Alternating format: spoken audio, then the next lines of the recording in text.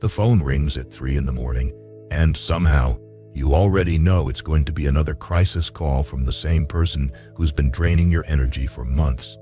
Or maybe you're sitting across from someone who's just threatened to make your life difficult if you don't do exactly what they want.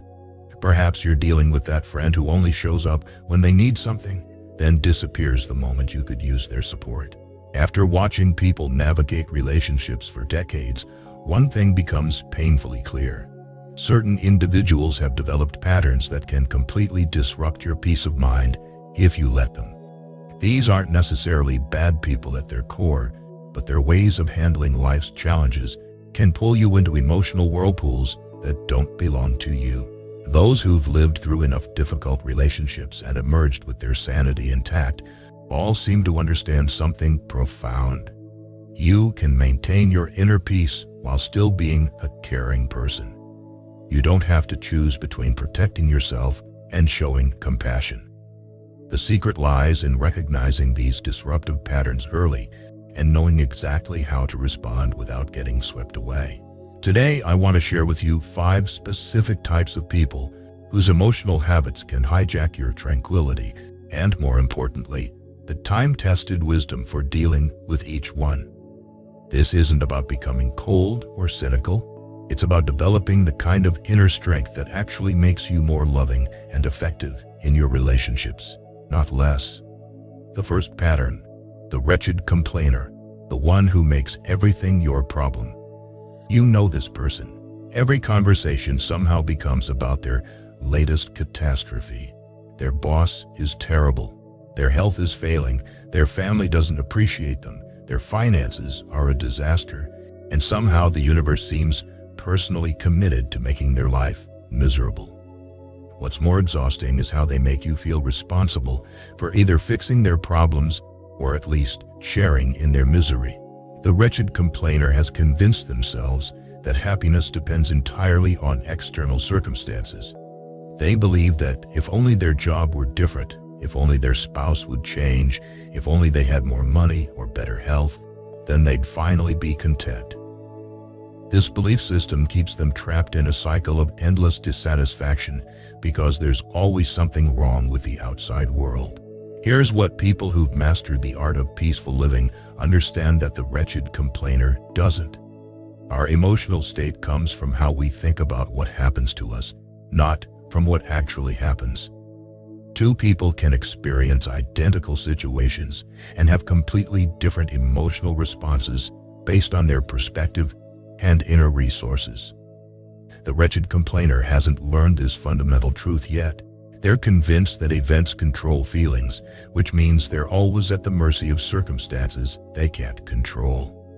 When you're around them, they unconsciously try to pull you into their worldview.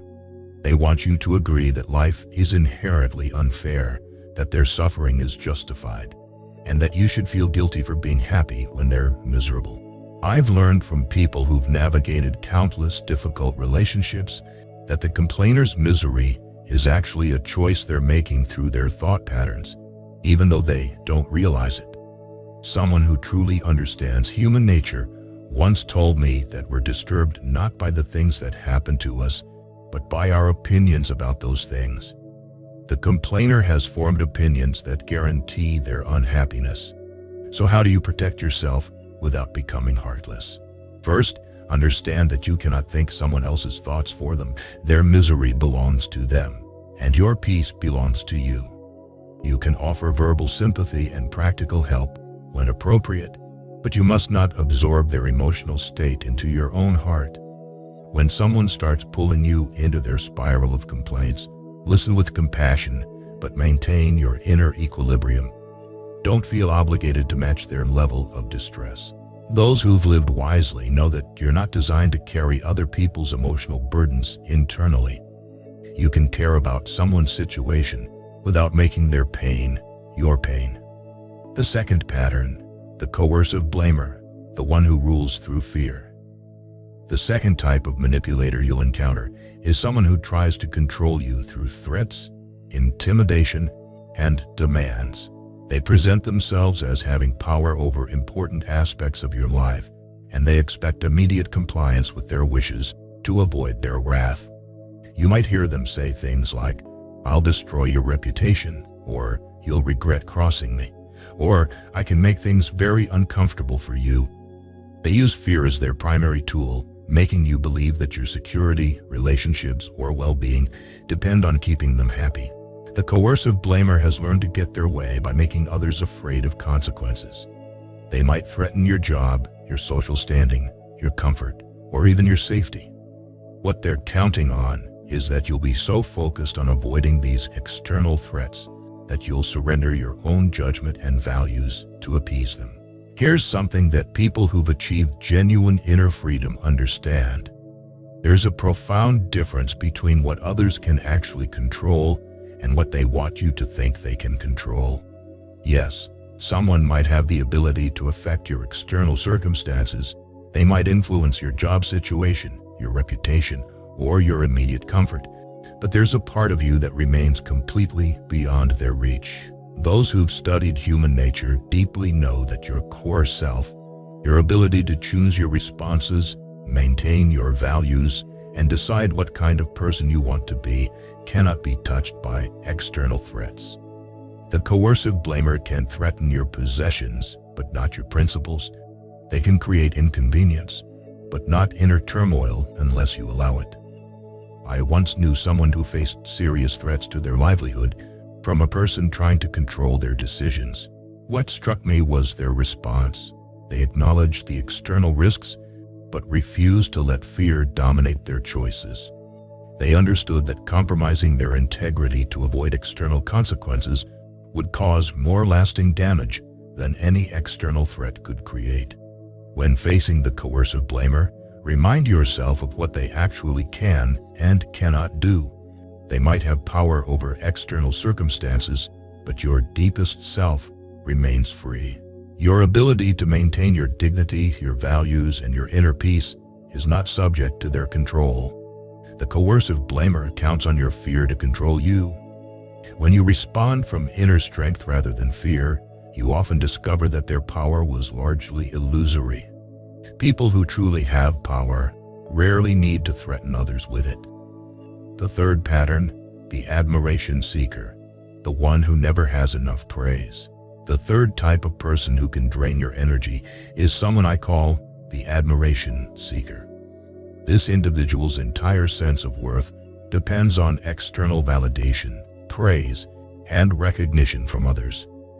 They're constantly performing, always trying to impress, and they measure both themselves and you based on external achievements or appearances. You'll notice they're always talking about their accomplishments, their possessions, their connections, or their status. They might name drop, show off expensive items, or constantly fish for compliments. What's particularly exhausting is how they make you feel inadequate if you're not constantly achieving or impressing others the way they think you should. The admiration seeker might get visibly upset when they don't receive the recognition they believe they deserve. They might also pressure you to seek the same kind of external validation, making you feel like you're failing at life if you're not constantly climbing some ladder of achievement or social approval. Those who've found genuine contentment in life understand something the admiration seeker hasn't learned. Real worth comes from who you are, not from what others think of you. The admiration seeker is essentially asking random people to determine their value, which is like letting strangers set the price of your soul. People who've observed human behavior closely know that seeking external admiration is a trap that never ends. There's always someone else to impress, always another achievement to pursue, always another way you don't measure up to someone else's standards. It's exhausting and makes your happiness dependent on factors completely outside your control. I've known people who spent decades chasing external validation only to discover that even when they achieved recognition, it never satisfied them for long. They always needed more praise, more status, more proof of their worth. Meanwhile, I've met others who lived quietly, focused on developing their character and serving others, and they possessed a contentment that no amount of external recognition could create. When you're around an admiration seeker, resist the temptation to compete in their game. Don't feel pressured to prove your worth through achievements, possessions, or social connections. Focus instead on becoming a person of integrity, kindness, and wisdom. These qualities don't depend on anyone else's opinion or approval. If someone tries to make you feel inferior because you don't have their job title, their possessions, or their social status, remember that they're revealing their own insecurity. Truly confident people don't need to make others feel small to feel big themselves. The fourth pattern, the unreliable promise breaker, the one who can't follow through. The fourth type of person you need to recognize is someone who makes commitments they can't or won't keep.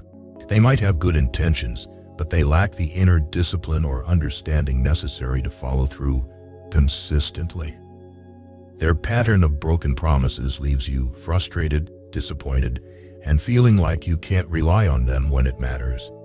Maybe they promise to help you with something important, then disappear when you need them most. Perhaps they commit to changing a behavior that affects your relationship, but revert to old patterns within days. They might agree to plans and then cancel at the last minute for trivial reasons. Their inconsistency creates a sense of instability that can be emotionally exhausting. The promise breaker often means well when they make commitments. In the moment, they genuinely intend to follow through, but they haven't developed the inner structure necessary to maintain their commitments when obstacles arise or when they face competing desires. Those who've observed human development understand that reliability and consistency are like fruit that needs time to ripen properly. You can't rush the internal growth that creates genuine dependability. Some people simply haven't done the inner work necessary to become truly reliable partners, friends, or family members. People who study character development know that keeping commitments requires more than good intentions. It requires self-knowledge, emotional regulation, and the ability to prioritize long-term relationship health over immediate impulses. The promise breaker hasn't developed these capacities yet. The promise breaker often struggles with impulse control. They might be easily distracted by new opportunities, swayed by immediate pressures, or simply unaware of their own patterns of inconsistency. Their unreliability usually stems from a lack of self-awareness rather than deliberate deception. To protect yourself, don't base your important plans or emotional well-being on what the promise breaker says they'll do. Listen to their words, but pay much more attention to their consistent patterns of behavior over time. Hope for the best, but prepare for their inconsistency. This doesn't mean becoming cynical or cutting them off completely if they're otherwise valuable people in your life. It means being realistic about their current capacity for reliability and not setting yourself up for repeated disappointment. The fifth pattern, the self-serving friend, the one whose loyalty has a price. The fifth and perhaps most painful type of manipulator to recognize is what I call the false ally. This person appears to be your friend, but their loyalty is conditional and self-serving. They maintain the relationship primarily for what they can gain from you, whether that's money, status, connections, entertainment, or simply convenience.